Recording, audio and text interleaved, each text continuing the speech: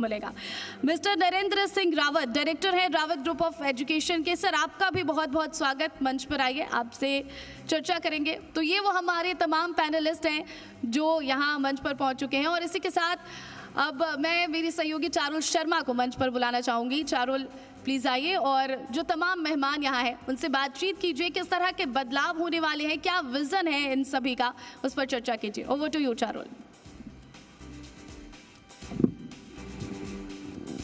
Thank you so much Pratigya. तो जैसा कि आज हम राजस्थान की बात कर रहे हैं, देश में अलग अलग तरीके से शिक्षा में बदलाव किए जा रहे हैं, लेकिन जब बात राजस्थान की होती है तो किस तरह से बदलाव यहाँ पर होने चाहिए, इस पर चर्चा बहुत ज़्यादा ज़रूरी हो जाती है। एक बड़ा पैनल मेरे साथ यहाँ पर जी राजस्थान के इस मंच पर मौजूद है, इनसे चर्चा करते हैं और इनसे अब हम समझेंगे कि राजस्थान में जब हम बदलाव की बात करते हैं और उस बदलाव में क्योंकि शिक्षा सबसे ज़्यादा अहम रोल निभाता है, तो वो कैसे बदलाव किया जा सकता है। शुरुआत में डॉक्टर प्रदीप कुमार शर्मा जी आपसे ही करना चाहूंगी। मैं आपसे ये समझना चाहूंगी कि 21वीं सदी की जब हम ज़रूरतों की बात करते हैं तो राजस्थान की शिक्षा व्यवस्था में बदलाव लाने के लिए मुख्य चुनौतियां क्या हैं और क्या क्या अवसर हो सकते हैं। नमस्कार, मैं जी राजस्थान को धन्यवाद देता हूं कि ये एक चुनौतीपूर्ण अवसर दिया आपके सवाल का जवाब देने के लिए। चुनौतीपूर्ण इसलिए कि आज जब हम यहाँ बैठे हैं और इस विषय पर मंथन कर रहे हैं तो मैं ये देख पा रहा हूँ कि बहुत सारे युवा छात्र भी हैं हमारे साथ और मेरे ख्याल से उद्यमी भी हैं और शिक्षकगण भी हैं। तो ये सभी लोग हमारे एक इस प्रयास में जुड़े हुए हैं। मैं बताना चाहूँगा कि हमारा institute university of engineering and management Jaipur IEM UEM group का पार्ट है, जो पिछले 40 सालों से इंजीनियरिंग और मैनेजमेंट एजुकेशन में एक पायनियर रहा है।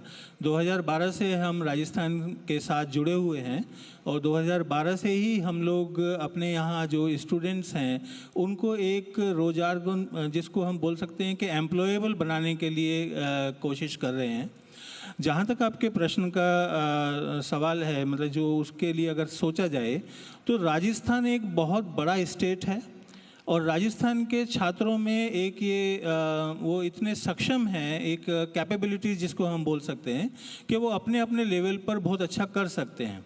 लेकिन जो एक कमी जो महसूस होती है, जिस पे हम सभी लोगों को यहाँ पर काम करना है, कि राजस्थान को एक अलग तरीके का एक एनवायरनमेंट प्रोवाइड करना। जब हम बात कर रहे हैं एक अलग तरीके का एनवायरनमेंट, आप समझ के चलिए कि हर उस बच्चे तक वो शिक्षा पहुँचाना जिससे वो एम्प्लॉयबल बन सके, स्किल वो ले सके, स्किल सर्टिफाइड हो सके और आगे जाके अपने पैरों पर खड़ा हो सके।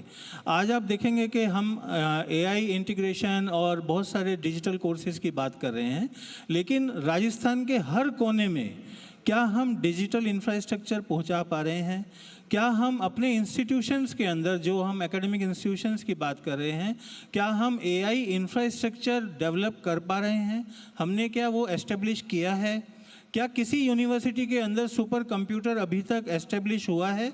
क्या किसी इंस्टीट्यूशन ने अपने यहाँ GPU बेस्ड किसी कंप्यूटर लेबोरेटरी को सेट किया जहाँ पर रिसर्च की जा सके उस इंस्टीट्यूशन के अंदर?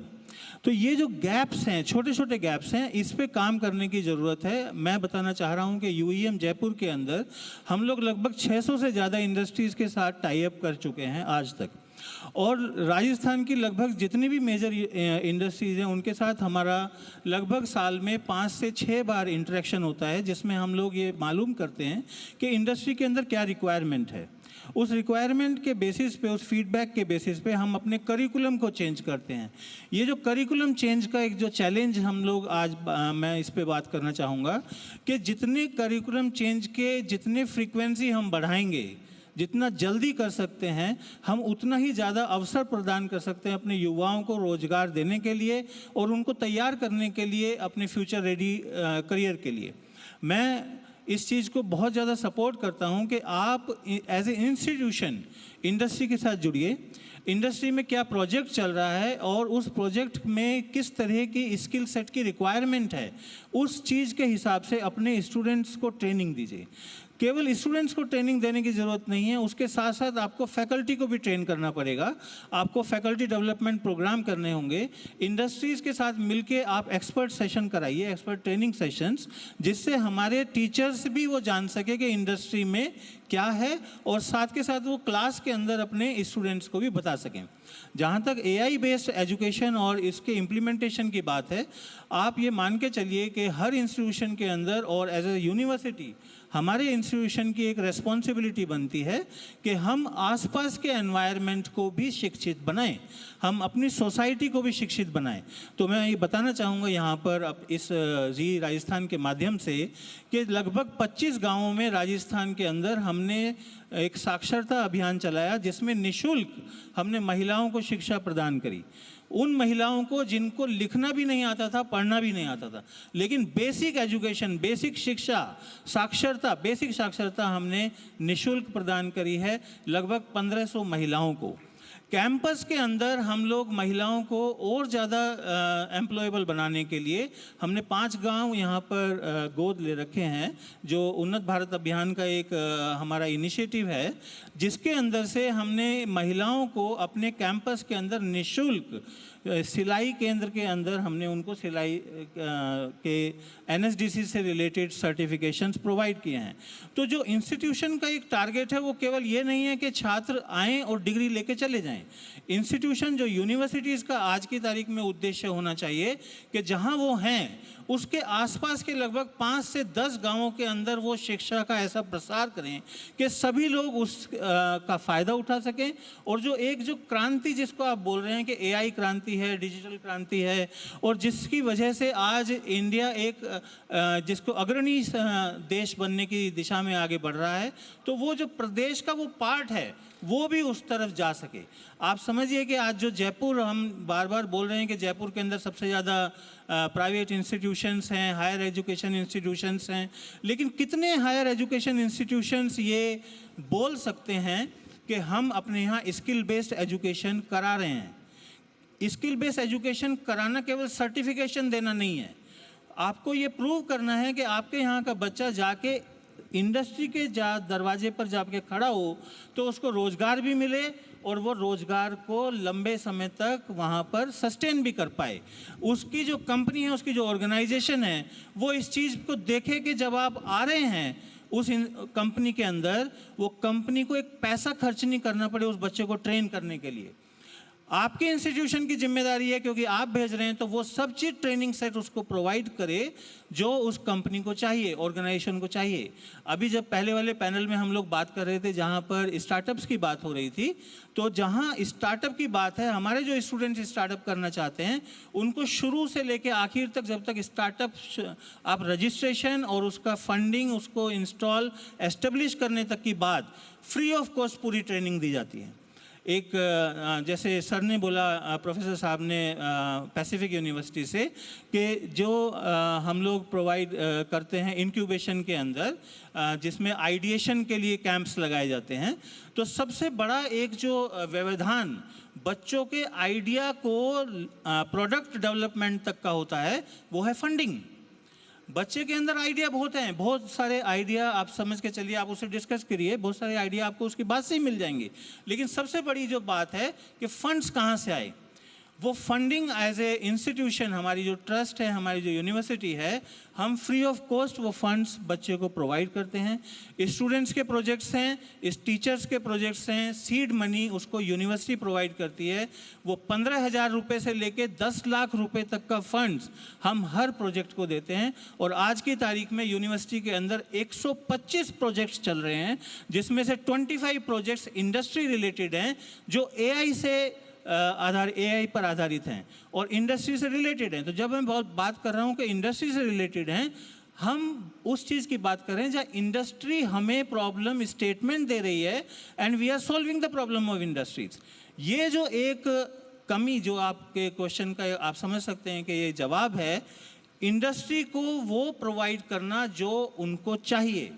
जब हम इस पे ही विचार मंथन करेंगे तो मेरे ख्याल से बहुत सारे सॉल्यूशंस हमें मिल जाएंगे और हमें वो एक विचारधारा भी मिल जाएगी कि हमें अपनी यूनिवर्सिटी में क्या करना है और राजस्थान को किस तरीके से आगे बढ़ाना है। धन्यवाद। ओके डॉक्टर खुशबू भारद्वाज, मैं आपसे एक चीज़ समझना चाहूँगी क्योंकि अभी सर ने जिस तरह से इंडस्ट्रीज़ का जिक्र किया, आज इंडस्ट्रीज़ ये कह रही हैं कि जो ग्रेजुएट्स हैं वो टेक्निकली तो स्ट्रॉन्ग हैं, लेकिन अगर हम वर्कफोर्स की बात कर लें तो वहाँ के लिए वो रेडी नहीं है। आपकी नज़र में एक क्या प्रॉब्लम क्या हो सकती है? आपको क्या लगता है इसका रूट कॉज क्या है? कॉन्फिडेंस की कमी है, टीम वर्क की कमी है? कहाँ पे ये गैप शुरू होता है, करिकुलम से या फिर क्लासरूम से? इस गैप को कैसे फिल करें? जी, पहले मैं धन्यवाद देना चाहती हूँ जी न्यूज़ और चैनल को, चैनल हेड को, पूरे चैनल टीम को कि उन्होंने हमें यहाँ पे बुलाया, सम्मानित किया। आपका सवाल चारुल जी बिल्कुल वैलिड है कि कहाँ से इसकी शुरुआत होती है। पॉलिसी मेकर्स ने काफ़ी शानदार पॉलिसीज़ बनाई और उन पॉलिसीज़ को हम अप्लाई भी कर रहे हैं। NEP 2020 हमारे पास आया, जिसके साथ 2036 तक का विज़न हम लेके चलते हैं। फिर बात आती है उन बॉडीज़ की, रेगुलेटरी बॉडीज़ की, AICTE है, UGC है, जो इन पॉलिसीज़ को बहुत शानदार तरीके से रेगुलेट कर रही हैं। फिर आती है इंस्टीट्यूशनल लेवल पे बात, और फिर आती है हम जैसे जब हम स्टूडेंट्स को ट्रेन करते हैं, स्टूडेंट्स को आगे बढ़ने के लिए उनको critical thinking, leadership, team building, communication, confidence के लिए तैयार करते हैं। बहुत बार हम ये देखते हैं कि बहुत शानदार पॉलिसीज़ बनी, बहुत शानदार रेगुलेटरी फ्रेमवर्क्स आए। कमी आ जाती है जब हम उन फ्रेमवर्क्स को, उन पॉलिसीज़ को इंस्टीट्यूशनल लेवल पर, एक्सपीरियंशियल लेवल पर अप्लाई नहीं कर पाते या स्टूडेंट्स उनको ग्रास्प नहीं कर पाते। बहुत शानदार बातें कही गई थी, मैं जब सर को सुन रही थी इससे पहले पैनल में, कि AI आया, AI ने बहुत हमें इवॉल्व किया, बहुत सारी चीज़ें हमें ट्रेन किया AI ने, और अब दौर भी AI का ही आया है। आर्टिफिशियल इंटेलिजेंस ही एक ऐसा दौर है जिसमें हम आगे बढ़ रहे हैं। पर आप सही मायने में अगर देखें तो जब स्टेज पर बैठकर बोलने की बात आती है, इंटरव्यू में डिस्कशंस की बात आती है, ग्रुप डिस्कशंस की बात आती है, आप अपना बहुत अच्छा आप एक अपना स्टूडेंट एक रेज्यूमे बना लेता है, उसमें बहुत स्किल्स डाल लेता है। वो स्किल्स बहुत जगह से आती हैं, डिग्री से, डिप्लोमा से, सर्टिफिकेट से, हर जगह से वो स्किल्स आई। उसने बहुत अच्छा एक रेज्यूमे तैयार किया। अब वो रेज्यूमे उसने AI से तैयार किया, स्किल्स भी AI से सीखी, वो रेज्यूमे सेलेक्ट भी हो गया, क्योंकि ये रेज्यूमे सिलेक्शन के टाइम पर भी AI ही है जो उसे फ़िल्टर कर रहे हैं। लेकिन जब फ़िल्टर होने के बाद वही कैंडिडेट एक पैनल के सामने जाता है इंटरव्यू के लिए, वहाँ से शुरुआत होती है एक असली confidence, communication, leadership, brainstorming, discussions, उन सारे स्किल्स की जो कभी हमें AI ना सिखा पाएगा, ना ही हम उसमें AI से कभी फ़ाइट कर सकते हैं। मुझे लगता है AI की तो खैर फ़ाइट की बात ही नहीं है, बात है उसके साथ कोलैबोरेटिव अप्रोच की। प्रॉब्लम जब आप गैप की बात करते हो, गैप क्लासरूम से भी शुरू नहीं हो रहा है, गैप शायद शुरू हो रहा है करिकुलम से, जहाँ से सर ने बहुत सही बात मैं कहना चाहूँगी, सर ने एक बहुत अच्छी बात बोली कि हमारे करिकुलम को बहुत ज़्यादा इंडस्ट्रियल करिकुलम होना पड़ेगा। हमारे करिकुलम को इंडस्ट्री स्टैंडर्ड्स के हिसाब से ही तैयार करना पड़ेगा, क्योंकि उसी के बाद जब एक करिकुलम में इंडस्ट्री स्पेसिफिक चीज़ें आती हैं, आज गूगल है, मर्सर मेटल जैसी कंपनीज़ हैं, जब हम देखेंगे इन कंपनीज़ को कैंडिडेट्स में कौन सी स्किल्स चाहिए, और वही स्किल्स अगर कैंडिडेट सीख रहा है over the period of 4 years, 5 years, 2 years, और वही एग्जैक्ट स्किल्स वो प्रोड्यूस कर रहा है, तभी जाके हम एक असली मायने में शिक्षित भारत की ओर देख सकते हैं। साक्षर भारत से हमें ऊपर उठना ही पड़ेगा। मैं जैसे हमारे यहाँ SKIT में हम लोग एक आइडिया लैब है हमारे पास में, हम लगातार पिछले कई सालों से SIH को ऑर्गेनाइज़ कर रहे हैं, स्किल इंडिया हैकेथॉन को, जिसके अंदर बराबर हर साल हम काफ़ी आइडियाज़, प्रैक्टिकल आइडियाज़ को आगे लेकर आते हैं और उनको एक प्रैक्टिकल सोल्यूशन दे पाते हैं। अभी जो प्रैक्टिकल आइडियाज़ आ रहे हैं, ये कोई AI नहीं दे रहा, कोई सोल्यूशंस कोई AI नहीं दे रहा, रियल टाइम 36 घंटे की वो मेहनत हम स्टूडेंट्स को करते देखते हैं। अलग अलग 11 स्टेट से हमारे पास में स्टूडेंट्स आए, 11 स्टेट से वो स्टूडेंट्स लगे हुए हैं, 36 घंटे तक जाग रहे हैं। वो जो एक हैकेथॉन है, एक मैराथन है बच्चे के दिमाग की, वो सही मायने में उसे इवॉल्व कर रहा है। मैं ये नहीं कहूँगी AI गलत है, बट उसका सही यूज़ करना बहुत ज़्यादा ज़रूरी है, जिससे हम उस स्टूडेंट को, उस कैंडिडेट को इतना स्ट्रॉन्ग बना दें कि जब वो किसी भी प्लेटफॉर्म स्टेज पर जाके खड़ा हो तो उसके पास सारा ज्ञान है, नॉलेज है, लेकिन उसका एप्लीकेशन उसे समझ में आए, उसे ये समझ आए कि उसे मुझे सही समय पर अप्लाई कहाँ करना है, सही समय पर यूज़ कहाँ करना है और किस तरह एक्सपीरियंशियल लर्निंग से अपने लाइफ के प्रॉब्लम्स को सॉल्व करना है। बहुत ज़्यादा सुसाइड के केस बढ़ रहे हैं, बहुत ज़्यादा डिप्रेशन, एंग्जाइटी, स्ट्रेस, ये सारे केसेस बढ़ रहे हैं और इसका एक ही रीज़न है कि हम AI के माध्यम से बहुत कुछ सीख रहे हैं, लेकिन प्रॉब्लम सॉल्विंग हमें खुद ही सीखनी पड़ेगी, रियल लाइफ चैलेंजेस के साथ सीखनी पड़ेगी। तो इस तरीके के जो प्रोजेक्ट्स हैं, स्मार्ट इंडिया हैकाथॉन है, हमारा स्किल डेवलपमेंट सेल है, जहाँ पर हम एक्सपर्ट्स को इनवाइट करते हैं फ्रॉम इंडस्ट्रीज़, और वो एक्सपर्ट्स आके स्टूडेंट्स के साथ जब डिस्कशंस करते हैं, उनके प्रॉब्लम सोल्यूशन जब उन्हें देते हैं, तब स्टूडेंट का रियल लाइफ में, रियल टाइम में डेवलपमेंट होता है। That is exactly what I think the gap comes from, and this is how the gap can be filled. Exactly AI को जिस तरह मैंने पहले भी जिक्र किया कि हमें से एज अ बून लेना है या एज अ कर्स लेना है, और जिस तरह से जो मंत्री जी आए थे उन्होंने भी कहा था मोबाइल को आप सेवक मानिए या फिर मालिक मानिए, ये देखना पड़ेगा। ठीक है डॉक्टर आशीष जी, मैं आपसे एक चीज़ समझना चाहूँगी कि जब हम बात आज यूनिवर्सिटीज़ की करते हैं, हम हायर एजुकेशन की करते हैं, हम प्राइवेट यूनिवर्सिटीज़ बहुत ज़्यादा ओपन हो रही हैं, प्राइवेट यूनिवर्सिटीज़ और गवर्नमेंट, क्या दोनों में एक ही करिकुलम नहीं होना चाहिए, एक ही कोर्सेज नहीं होने चाहिए? हम एक एजुकेशन का जो डिफरेंस देख रहे हैं, वो डिफरेंस हमें स्टूडेंट्स में नज़र आता है जब हम फील्ड में जाते हैं। तो आपको नहीं लगता कि ये दोनों में एक ही कोर्सेज को एप्लीकेबल करवाया जाना चाहिए? Thank you ma'am, this is a very valid and relevant question. देखिए, प्राइवेट यूनिवर्सिटी और जो स्टेट यूनिवर्सिटी, सेंट्रल यूनिवर्सिटी है, इन सभी यूनिवर्सिटी में एक अलग अलग तरह का करिकुलम पढ़ाया जा रहा है। ट्रू। और फ़र्क भी इतना है कि शायद आप उसको कंपेयर भी नहीं कर सकते हैं। और अब जब बात आती है कि एक स्टूडेंट जो किसी प्राइवेट यूनिवर्सिटी से निकल के आ रहा है, उसका परसेंटेज है सपोज 90%, एक दूसरा स्टूडेंट जो किसी सेंट्रल यूनिवर्सिटी या स्टेट यूनिवर्सिटी से आ रहा है, उसका परसेंटेज 60 या 70% है, तो उन दोनों स्टूडेंट्स को कंपेयर नहीं किया सकता, क्योंकि दोनों का सिलेबस अलग है, दोनों का करिकुलम अलग है, दोनों का एग्जामिनेशन पैटर्न अलग है। तो एक प्लेटफॉर्म पे लाने के लिए मेरा मानना यह है कि यूजीसी को एक स्टेप लेना चाहिए कि एक यूनिफॉर्म सिलेबस जो इंडस्ट्री एकेडमिक गैप को ख़त्म करे, एक यूनिफॉर्म सिलेबस, ठीक है 10 से 20% डेविएशन हो सकता है, बट एक यूनिफॉर्म सिलेबस उनको इम्प्लीमेंट करना चाहिए। इसका फ़ायदा ये होगा कि जब ये बच्चा किसी कॉम्पिटिटिव एग्जाम में देगा या किसी इंटरव्यू के लिए अपीयर होगा, तो हम स्टूडेंट्स की कॉम्पिटेंसी को उसके मार्क्स से हम इजीली कंपेयर कर सकेंगे।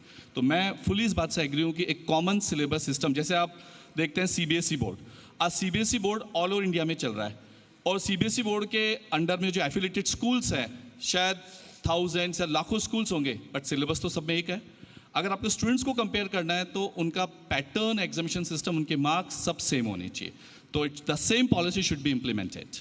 अब तो देश में भी यूनिफॉर्म सिविल कोड की बात हो रही है, तो यूनिफॉर्म सिलेबस की बात तो होनी चाहिए। बिल्कुल होनी चाहिए मैम, बिल्कुल होनी चाहिए।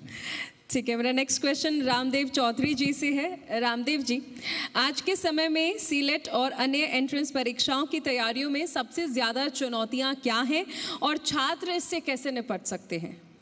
मैम, सबसे बड़ी प्रॉब्लम है कि यहाँ पे जितनी भी ऑडियंस बैठी है, उनमें से 80 to 90% लोगों को ये नहीं पता कि क्लेट होता क्या है।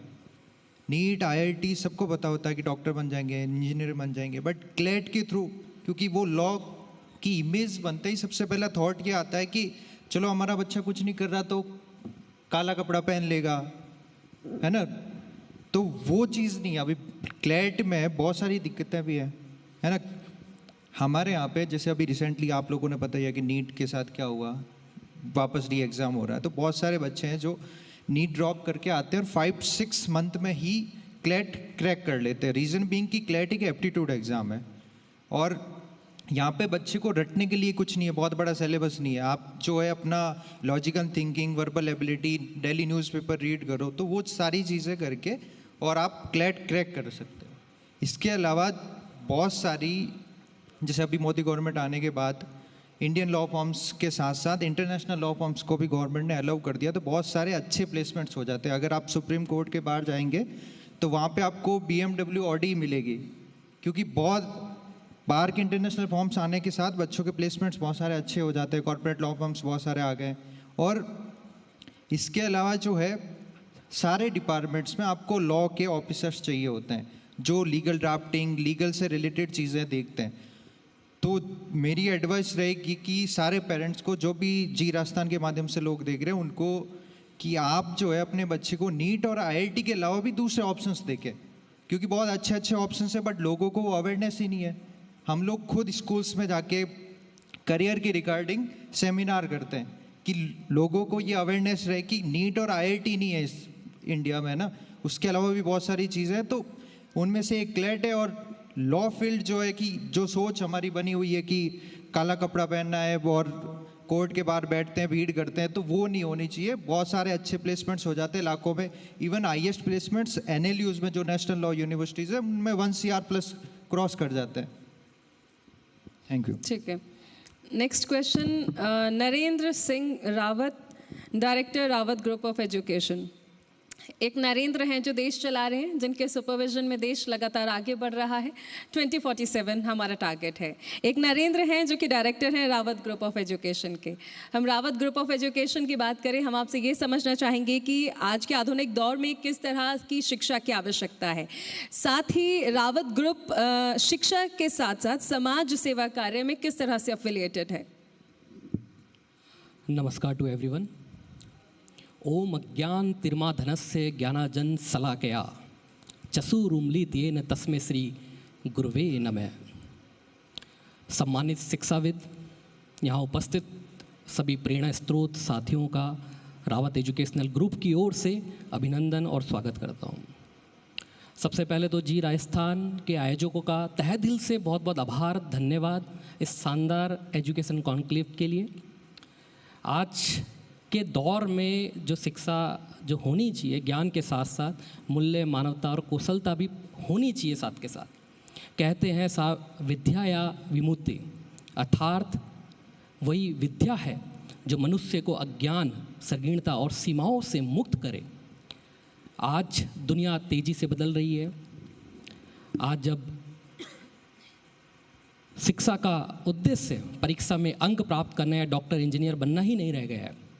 आज का जो लक्ष्य है, जो गोल ऑफ एजुकेशन है, वो knowledge, skill, value, humanity and ethics से युक्त हो। This is the real education. Mahatma Gandhi ji ने बहुत अच्छी बात कही है एजुकेशन को लेके। By education I mean an all round ground of the best in child and man, ethics, body and mind. अर्थात शिक्षा का उद्देश्य शरीर, मन और आत्मा के सर्वांगीण विकास से है।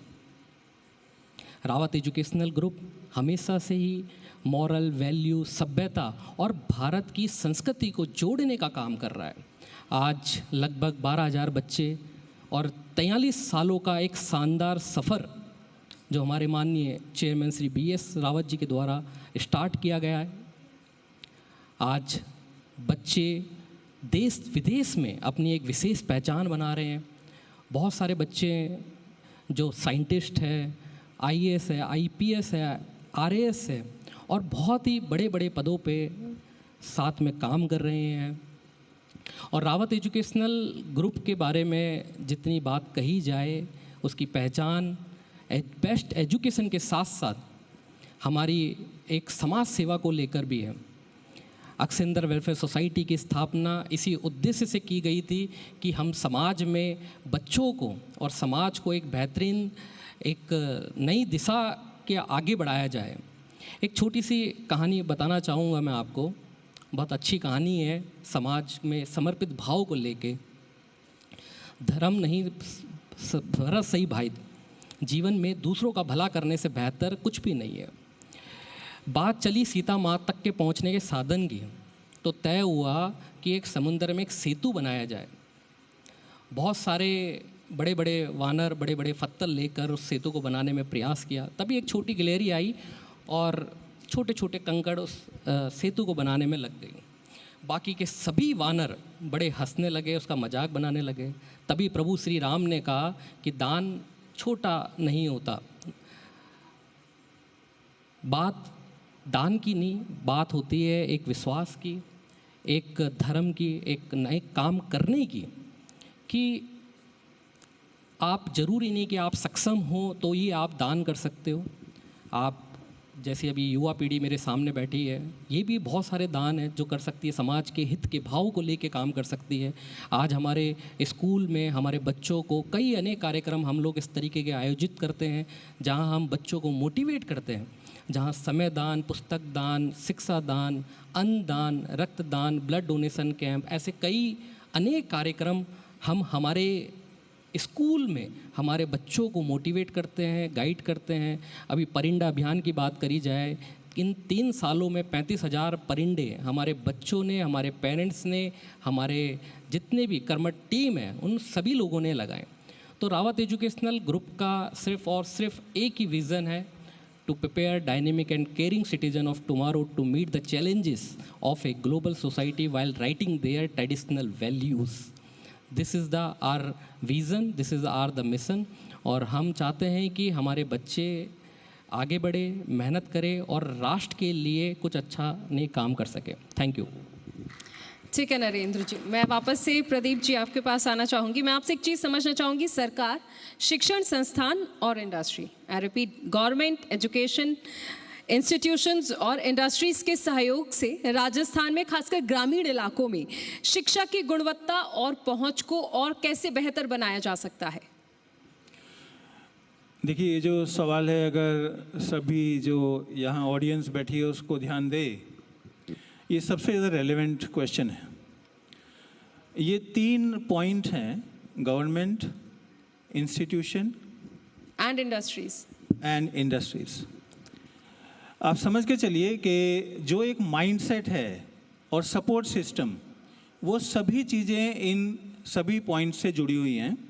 सरकार वो नीति बना सकती है जहां एकेडेमिया और इंडस्ट्री को जोड़ने के लिए आगे हम युवाओं को सबसे ज़्यादा शिक्षा प्रदान कर सकें। इंडस्ट्री हमें वो सपोर्ट प्रोवाइड कर सकती है जहां पर एक्सपर्ट लेक्चर्स हम इंडस्ट्री के साथ कर सकें, अपने स्टूडेंट्स को दे सकें।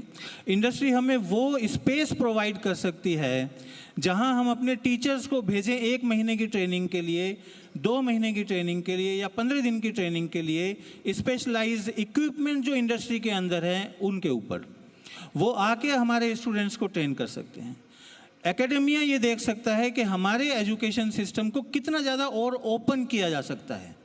मैं सर का जो एक अभी इन्होंने बात की कि एक जैसा सिलेबस, ये क्यों नहीं हम उस तरफ जा सकते कि हम अपने हिसाब से इंडस्ट्री को क्या चाहिए, बच्चा क्या चूज़ कर रहा है, जो हम सीबीएसई सिस्टम की बात कर रहे हैं, ओपन इलेक्टिव्स की बात कर रहे हैं, स्टूडेंट्स अपने सब्जेक्ट को चूज़ करें और एक बुके ऑफ डिग्री बनाए। जब वो डिग्री जिसको वो बना रहा है, वो चूज़ कर रहा है, उसके सब्जेक्ट्स वो चूज़ करे अपने मेन सब्जेक्ट को ध्यान में रखते हुए। वो म्यूज़िक भी पढ़ सकता है अगर वो एक अच्छा इंजीनियर है, वो आर्ट्स भी पढ़ सकता है अगर एक अच्छा इंजीनियर है, वो एक अच्छा एक कारपेंटर भी बन सकता है, वो उसके चॉइस के ऊपर है।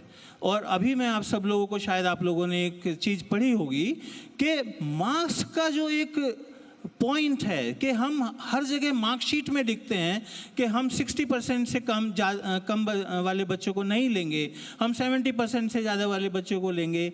अभी आप देखिए, सभी आईआईटीज़ के जितने भी आईआईटीज़ थे, सभी ने आपस में एक निर्णय लिया, आप प्लीज़ उसको सर्च भी कर सकते हैं, कि उनके लिए उनके बच्चे जब प्लेसमेंट कंपनीज़ में अपना रिज्यूमे देंगे तो वहाँ पर परसेंटेज नहीं लिखेंगे। क्यों?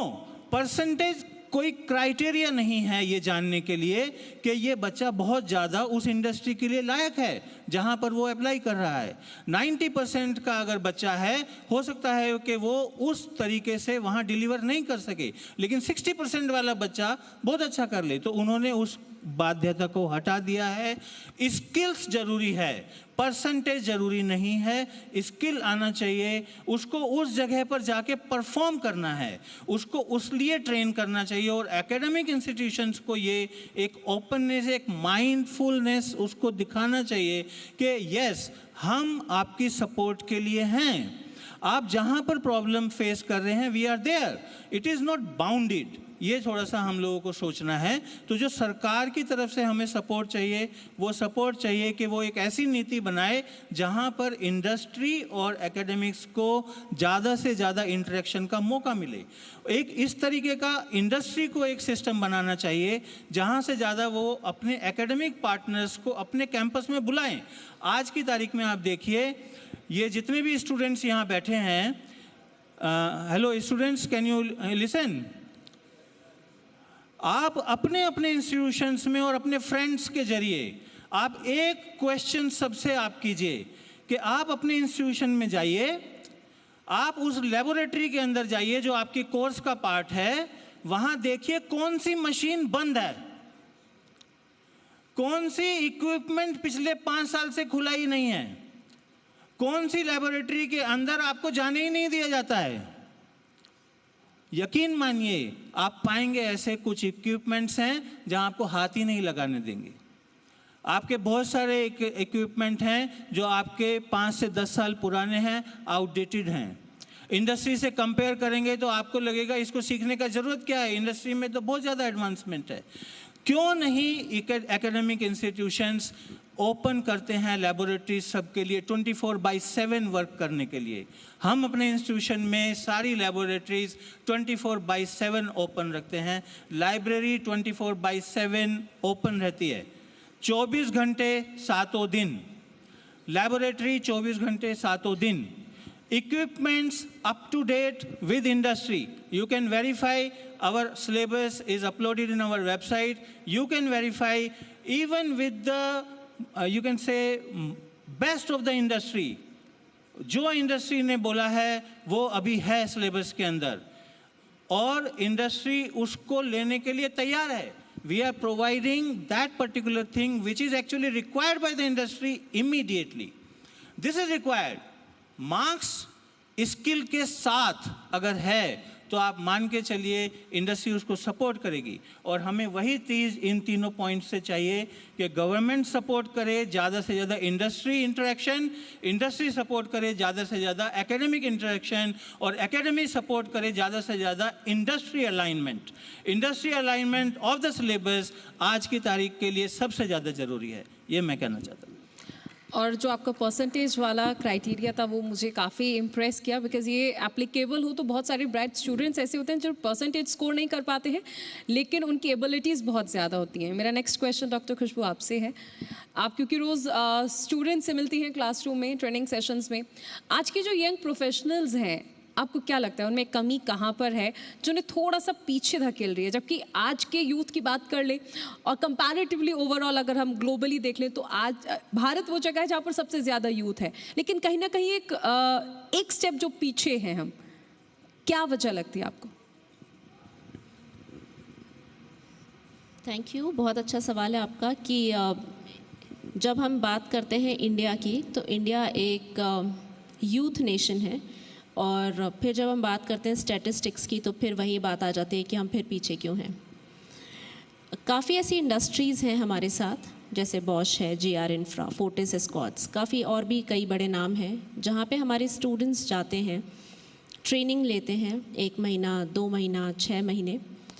इंडस्ट्री के ही लोग उन्हें पढ़ा रहे हैं, समझा रहे हैं, उन्हें टेक्निकल ट्रेनिंग्स दे रहे हैं, नॉन टेक्निकल ट्रेनिंग्स दे रहे हैं, उनके ऊपर अपना टाइम, अपनी एनर्जी, अपने स्किल्स सब इन्वेस्ट कर रहे हैं.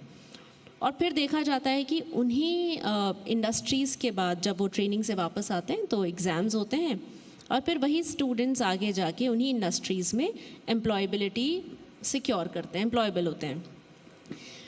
मैं चाहूँगी एक ऐसा मॉडल सिर्फ हैंडफुल स्टूडेंट्स के लिए नहीं, ऐसा मॉडल हर जगह, हर यूनिवर्सिटी, हर कॉलेज में होना चाहिए. इनफैक्ट ये एक ऐसा मॉडल है जो सरवाइव कर रहा है. हमने उसके सक्सेस रेट्स देखे हैं क्योंकि इस मॉडल के साथ जो हम बात करते हैं स्टूडेंट कहाँ पीछे रह जाता है वो चीज़ ही ख़त्म हो जाती है क्योंकि अब वो स्टूडेंट लाइव देख रहा है कि कैसे काम हो रहा है. जब हम क्लासरूम में खड़े होके, आपने जैसा मेंशन किया कि मैं जब क्लासरूम में जाती हूँ तो जब हम क्लासरूम में स्टूडेंट से और किसी भी क्लासरूम में हम जब बात करते हैं तो उन्हें यही लगता है कि ये क्योंकि फैकल्टी है, क्योंकि प्रोफेसर्स हैं, क्योंकि इस फील्ड से हैं तो हमें समझाएंगे, इनका काम है हमें समझाना, ये बोलेंगे। लेकिन जो वही चीज़ एक स्टूडेंट को एक इंडस्ट्री प्रोफेशनल बोलता है तो बात में दम लगता है हाँ ये बिल्कुल सही है, क्योंकि इसके बाद हमें क्रेडिट स्कोर नहीं मिलेगा, इसके बाद हमें सैलरी मिलेगी। तो उनका जो एक एडवांटेज है वो सैलरी हो जाता है और फिर वो प्रमोशंस होते हैं, फिर वहाँ पे स्टूडेंट ज़्यादा दिल लगा के काम करता है। तो ये इस तरह हम इस गैप को कम कर सकते हैं जिस तरह हम कर रहे हैं अभी अपने कॉलेज में, SKIT में। इसके अलावा कई सारी ऐसी चीज़ें हैं जिसे जब आप बात करते हैं एडिक्शन की, तो मैंने देखा है काफ़ी फ़ोन एडिक्शन स्टूडेंट्स को रहता है। वही फ़ोन एडिक्शन ठीक है, हम उसे हटा नहीं सकते, कम नहीं कर सकते, लेकिन स्टूडेंट्स को प्रॉम्प्ट इंजीनियरिंग ज़रूर सिखा सकते हैं। कुछ ऐसी चीज़ें जिसमें स्टूडेंट्स रियल लाइफ प्रॉब्लम को सॉल्व करें प्रॉम्प्ट इंजीनियरिंग से। तो जब वो सिंपल, जैसे पहले डिस्कशन में बात हुई थी कि स्टूडेंट, आप ही ने सवाल किया था इनफैक्ट, कि स्टूडेंट अपने असाइनमेंट बना रहे हैं, कॉपी पेस्ट कर रहे हैं ChatGPT से, जेमिनाई से, आपका सवाल था। तो मुझे काफ़ी इंटरेस्टिंग लगा ये सवाल, क्योंकि ये तो रियलिटी है, चाहे हम इससे कितना भी दूर जाएं, यही आज की रियलिटी है। क्यों ना हम स्टूडेंट्स को प्रॉम्प्ट इंजीनियरिंग सिखा दें, एक ऐसा स्किल जिसके बाद वो करेंगे तो वही जो वो पहले भी कर रहे थे, लेकिन स्मार्टनेस के साथ। उनके सॉल्यूशंस और स्मार्ट आएंगे और वो स्मार्टली तैयार होंगे। काफ़ी ऐसे AI टूल्स हैं जहाँ पे स्टूडेंट्स मॉक इंटरव्यूज़ कर सकते हैं, मॉक डिस्कशंस कर सकते हैं, जो हम काफ़ी रिग्रेसिवली अपने कॉलेज में अप्लाई करते हैं। तो क्यों ना स्टूडेंट्स इसी तरीके के मॉक इंटरव्यूज़ गूगल AI से और काफ़ी प्लेटफॉर्म्स हैं उनसे स्टूडेंट्स करें, ताकि उनको real time education, real time knowledge मिले। आज फाइनेंस बहुत पुराना सब्जेक्ट है, फिनटेक एक नया सब्जेक्ट है। आजकल मार्केटिंग और सेल्स मुझे नहीं लगता मार्केट में इतनी प्रोमिनेंट है, क्योंकि डिजिटल मार्केटिंग उसकी जगह ले चुकी है। HR सिस्टम्स भी काफ़ी हद तक पुराने हो चुके हैं, क्योंकि HR एनालिटिक्स आ गया है, HR भी आउटसोर्स हो रहे हैं। ऐसे ही बहुत सारे कोर्सेज़ हैं जो स्टूडेंट्स को समझना होगा, इंस्टीट्यूशन लेवल पे इंस्टीट्यूट्स को समझना होगा, और फैकल्टी को भी ट्रेन होना पड़ेगा ये समझने के लिए कि अब सिंपल फाइनेंस, मार्केटिंग, सेल्स और ये HR से काम नहीं चलेगा। They have to evolve and grow into technical fields. Thank you. ठीक है डॉक्टर आशीष, मैं आपसे एक चीज़ समझना चाहूँगी कि आज हम देख रहे हैं कि बहुत सारे यूनिवर्सिटीज़, कॉलेजेस ओपन हो रहे हैं, इसे मशरूमिंग क्यों कहा जा रहा है? Why we are not taking as a positive form कि एजुकेशन के लिए काम किया जा रहा है? इसको मशरूमिंग वर्ड जो दिया गया है, इस पर आपकी राय क्या है? देखिए मैम, आज से अगर हम 10-15 साल पहले जाएं तो हमारे देश में सिर्फ स्टेट यूनिवर्सिटीज़ और सेंट्रल यूनिवर्सिटी का एग्जिस्टेंस था। लास्ट 10-15 ईयर्स से अगर आप देख रहे हैं तो काफ़ी सारी प्राइवेट यूनिवर्सिटीज़ एस्टेब्लिश हो गई है, साथ में बहुत सारे एफिलेटेड कॉलेजेस भी एस्टेब्लिश हो गए हैं। और इसका पर्पस जो हम मान के चलते हैं कि उद्देश्य जो सरकार का रहा होगा कि हायर एजुकेशन को बढ़ाना था, क्योंकि हायर एजुकेशन का रेशियो बहुत कम था।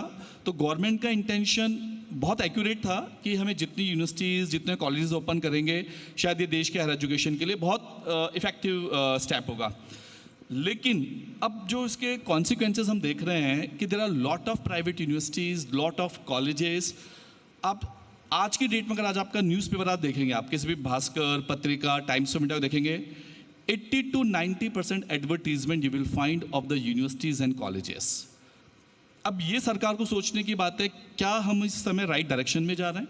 अभी मैं जब जेलन रोड पे आ रहा था तो सेम सिचुएशन वहाँ पे थी कि जितनी भी रोड पे होर्डिंग्स थी, 80 to 90% hoardings were field through the universities and colleges. तो क्वेश्चन ये है कि ठीक है, खुद हायर एजुकेशन की ज़रूरत है, बननी भी चाहिए, बट क्या इतनी ज़्यादा भी नहीं बननी चाहिए कि उन्हें एडमिशन्स लेने के लिए एक प्रोडक्ट की तरह एडवर्टीजमेंट का सहारा लेना पड़ रहा है? It's not be there. आज अगर हम टॉप यूनिवर्सिटीज़ की बात करें या IITs की बात करें, IIMs की बात करें, एम्स की बात करें, क्या इन कॉलेजेस को रोड पे होर्डिंग्स लगाने पड़ रहे हैं या इन्हें अखबार में एडवर्टीजमेंट देना पड़ रहा है? क्यों? क्योंकि उनको क्वालिटी लेवल इतना है। तो दैट शुड बी मेंटेन। तो आज यूनिवर्सिटी कॉलेजेस बनने चाहिए, बट एक लिमिट में बनने चाहिए। सरकार को एक चीज़ जरूर करनी चाहिए कि जितनी भी यूनिवर्सिटीज़ कॉलेजेस हैं, इनका इंटेक रेशियो लेना चाहिए कि आज किसी BBA कोर्स में 500 सीट्स अलॉटेड है, तो ये पता तो करे कि वहाँ पे कितनी सीट्स फिल हो रही है। अगर 500 में से मान लेते हैं 200 सीट्स फिल हो रही है और 300 सीट खाली जा रही है, तो ऑब्वियसली उस यूनिवर्सिटी कॉलेजेस को एडमिशन लेने के लिए एडवर्टीजमेंट पे जाना पड़ेगा। एडवर्टीजमेंट तो छोड़िए, आई एम सॉरी टू से मैम, बहुत सारी यूनिवर्सिटीज़ में तो कॉल सेंटर्स बने हुए हैं। वहाँ पे एक रूम बना के, हॉल बना के 10-10, 20-20 कह सकते हैं कि बॉयज़ गर्ल्स को बैठा दिया गया है, जो स्टूडेंट्स को कॉल करते हैं आइए और हमारे यहाँ पे एडमिशन लीजिए। और वो समय दूर नहीं है जब शायद डोर टू डोर मार्केटिंग भी करनी पड़ेगी। तो आई थिंक ये बिल्कुल भी सही नहीं है। आप सरकार को, ठीक है अब जो बन गई, लेकिन आने वाले समय के लिए एक क्वालिटी फोकस करना पड़ेगा। सरकार को एक स्ट्रॉन्ग ऑडिटर या ऑब्जर्वर इन यूनिवर्सिटीज़ में अपॉइंट करना पड़ेगा, ये देखने के लिए कि ये यूनिवर्सिटी कॉलेज एक सही डायरेक्शन में जा तो रहे हैं ना। तो मेरा मानना यह है कि अब जो है वो ठीक है, लेकिन अब इनको रोकने के लिए सरकार को इन क्वालिटी पे फोकस करना पड़ेगा और नई यूनिवर्सिटी कॉलेज लाने से पहले 10 बार सोचना पड़ेगा। तो Good that's why it's called the mushrooming of private universities and colleges. ठीक है रामदेव जी, मेरा अगला सवाल आपसे है। मैं आपसे एक चीज़ समझना चाहूँगी, आज एआई और नई तकनीक का दौर है, ऐसे में जब हम बात कानून की करते हैं तो कानून के क्षेत्र में इसमें क्या नए अवसर हैं? मैम एआई की डिमांड तो सब जगह है। अब एआई से बहुत सारे लीगल फील्ड में भी नए नए करियर ऑप्शंस ओपन हुए हैं, जैसे लीगल हो गया, ड्राफ्टिंग हो गया आपका, इसके अलावा डेटा प्राइवेसी हो गया आपका। तो बहुत सारे नए ऑप्शंस आए हैं, बट एआई सब कुछ करके नहीं देगा, हमारी चीज़ें जो है वो ईजी कर देगा। हम ये सोचें कि सब कुछ एआई करके दे देगा, हमें कुछ नहीं करना, तो वो चीज़ें नहीं है। प्लस एक चीज़ जो बहुत ज़्यादा सुनने में मिलती है कि एआई जॉब खा जाएगा। लॉ फील्ड में ऐसा बिल्कुल नहीं होने वाला। अगर आप कोर्ट रूम में जो ट्रायल चलते हैं तो उसमें तो कभी एआई कुछ रिप्लेस कर ही नहीं सकता, है ना। तो जॉब खाने वाला और वो सारी चीज़ें नीट आईआईटी में हो सकती है, हमारे यहाँ नहीं होगी। तो मैं पेरेंट्स को गाइड या सजेस्ट करूँगा कि आप लॉ चूज़ करो। सेकंड चीज़ कि साइबर लॉ हो गया आपका, बहुत सारी चीज़ें हैं जो नई नई आ रही है, एआई के आने से ही वो सारी चीज़ें हो रही है। तो आप जो है सही तरीके से इसको यूज़ करो। तो मैं सिर्फ यही कहना चाहूँगा। ठीक है, मेरा लास्ट क्वेश्चन है नरेंद्र जी आपसे। एआई के ज़माने में पेरेंटिंग का बच्चों की ओवरऑल डेवलपमेंट में आप क्या रोल देखते हैं? दुनिया में सबसे पहली गुरु होती है, वो होती है माँ। अभिमन्यु ने जन्म से पहले ही चक्रव्यूह में जाना, यानी चक्रव्यूह में सीख लिया था। तो मतलब सीखने की जो प्रक्रिया है वो जन्म से पहले ही है। आज इस एआई के दौर पे पेरेंटिंग का बहुत बड़ा रोल है। यदि आप बच्चे को वाकई में एक अच्छा इंसान बनाना चाहते हैं, एक अच्छी पेरेंटिंग करना चाहते हैं, तो उसके लिए सबसे बड़ा रोल है एक टीचर का, एक माँ का, एक फादर का, और साथ ही बच्चे का खुद का भी, कि जो एक प्रॉपर गाइडेंस जो उनके पेरेंट्स या टीचर दे रहे हैं उसको फॉलो अप करने का। आज का समय बिल्कुल बदल गया है इस एआई के ज़माने में। बच्चे सुबह मॉर्निंग में उठते ही सबसे पहले मोबाइल यूज़ करते हैं। पेरेंट्स को वो देखता है और वही सीखता है। आज के पेरेंट्स भी कहीं ना कहीं मोबाइल, वेब सीरीज़, इस तरीके के बच्चे जो देख रहे हैं उसको फॉलो अप कर रहा है, तो कहीं ना कहीं एक गलत वे जा रहा है। चौपाई की बात करूँ, एक बहुत अच्छी बात कही है, प्रातःकाल उठी न रघुनाथा, मातु पिता गुरु नावही माता। सबसे पहले जब प्रभु श्री राम जब उठते थे तो सबसे पहले अपने माता पिता गुरु को प्रणाम किया करते थे। आज बच्चा सबसे पहले मोबाइल देख रहा है। तो ये जो संस्कार है वो हमें कहीं ना कहीं हमारे बच्चों को देने पड़ेंगे। उनको बताया जाएगा कि what is the meaning of education, कि सही शिक्षा क्या है। जीवन में एक स्वामी विवेकानंद जी की बात कहना चाहूँगा, शिक्षा को लेके भी बहुत अच्छी बात कही है उन्होंने, कि जिस शिक्षा से हम उस जीवन अपना निर्माण कर सके, मनुष्य बन सके, अपने विचारों का साम्राज्य से कर सके, अपने चरित्र का गठन कर सके, वही वास्तव में शिक्षा कहलाने योग्य है। भारतीय संस्कृति भी सदैव कहती आई है, विद्या ददाति विनयम, कि जिस विद्या से विनम्रता आती है, विनम्रता से योग्यता, योग्यता से धन, और धन से धर्म, और धर्म से सुख, कि ये जो एक्चुअल शिक्षा है वो हमें कहीं ना कहीं हमारे बच्चों को बचपन से ही सिखानी पड़ेगी, बतानी पड़ेगी। उसका बहुत बड़ा रोल स्कूल का, टीचर का, पेरेंट्स का एक अपने आप में बहुत बड़ा रोल होता है। और मुझे लगता है कि आज के इस एआई के ज़माने में कहीं ना कहीं बच्चे हमारे डाइवर्ट हो रहे हैं, और आज हमारे देश को सबसे ज़्यादा ज़रूरत है हमारे बच्चों को हमारी संस्कृति से जोड़े रखने की, हमारी वैल्यूज़ की, हमारी सभ्यता की, हमारी संस्कृति की। Thank you. देखिए, इसीलिए कहा जाता है कि बड़ा आदमी होना अच्छी बात है, लेकिन अच्छा आदमी होना बड़ी बात है, और इसीलिए ज़रूरी है कि संस्कार जो हैं वो शुरुआत से ही पेरेंट्स के ज़रिए अपने बच्चों में दिए जाएं।